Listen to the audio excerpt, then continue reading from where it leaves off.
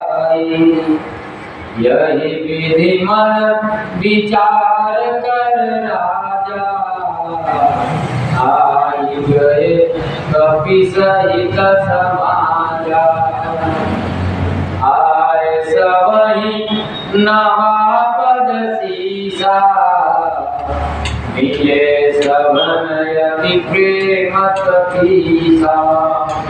पूछे कुशल कुशल पद देखी, राम कृपा काज बिसेकी।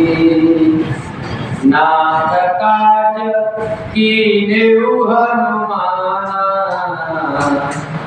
राखे सकल कपिन के प्राणा।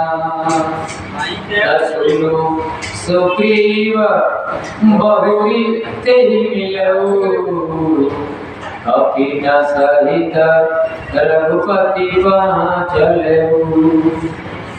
राम कपिन जब आवत देखा, कीन काज मन हरख बिसेखा। अधिक शिला बैठे दो भाई, परे सकल कपि चरणन जाई। एक सहित सब भेटे, रघुपति करुणा पुंज। पूछे कुशल नाथ अब, कुशल देखी पद कंज।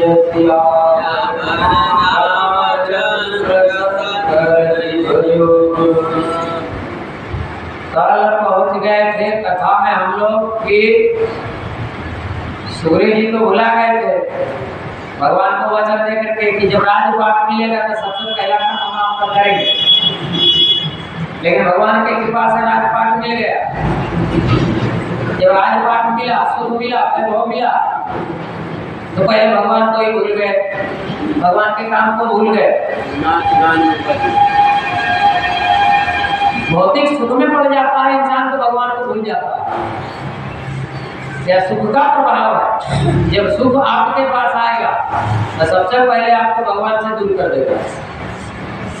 आज सुग्रीव का भी यही अवस्था हो गया।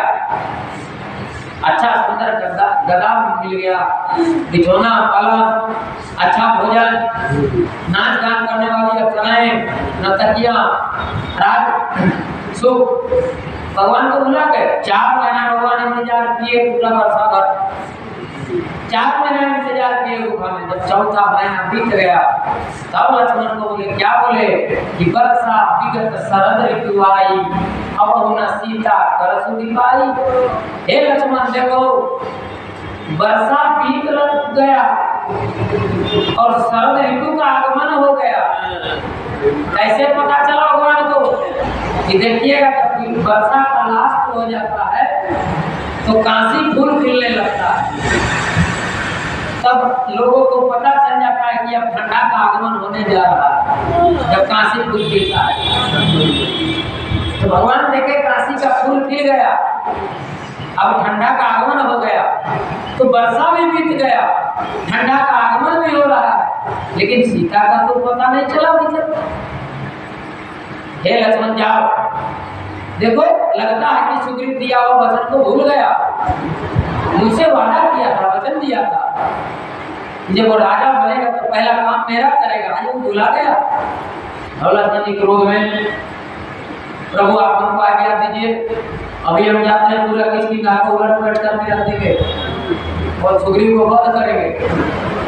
भगवान देख लिए लक्ष्मण शैतान का अवतार है, क्रोध आती है, सुग्रीव मेरा मित्र है, कि जाएगा तो वध कर ही देगा, मानेगा नहीं। तब लक्ष्मण को समझाया कि देखो वध नहीं करना, केवल थोड़ा डराना धमकाना।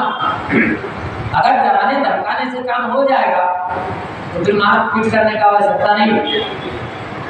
पहले डराना धमकाना, फिर भी यदि नहीं माने तो उसको याद करवाना और कहना कि भगवान राम बोले हैं कि जिस बाण से मैंने बाली का वध किया वह बाण मेरे तरकस में आज भी सुरक्षित रखा हुआ है। केवल इतना ही तुम याद करवा देना। लक्ष्मण जी बड़े क्रोध से गए। अब लक्ष्मण जी क्रोध से गए तो हनुमान जी को पता चला कि लक्ष्मण जी आ रहे हैं। और लक्ष्मण जी देख लिए कि लक्ष्मण जी का इतना क्रोध है, हनुमान जी देखे कि लक्ष्मण जी का इतना क्रोध है कि अगर वो आप क्रोध लेकर के सुग्रीव के पास जाएंगे तो आज सुग्रीव को कोई नहीं बचा सकता। किसका सामर्थ्य है जो लक्ष्मण के सामने खड़ा हो जाए?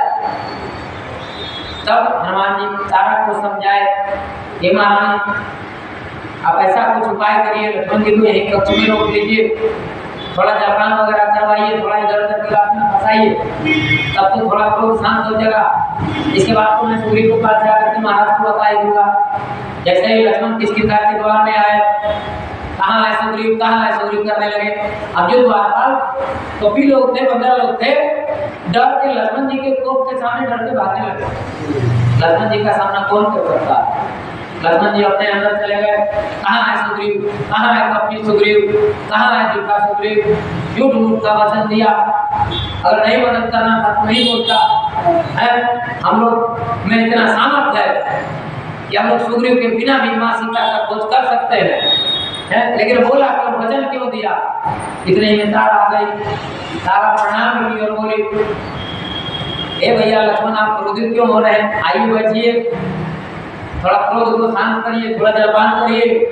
बोला नहीं, हम जलपान करने नहीं आए, हम पौराणी करने नहीं आए, हम सुग्रीव से मिलने के लिए आए हैं, भगवान की तरफ से हम दूत बन करके आए हैं। जल्दी से सुग्रीव को मेरे पास भेजो।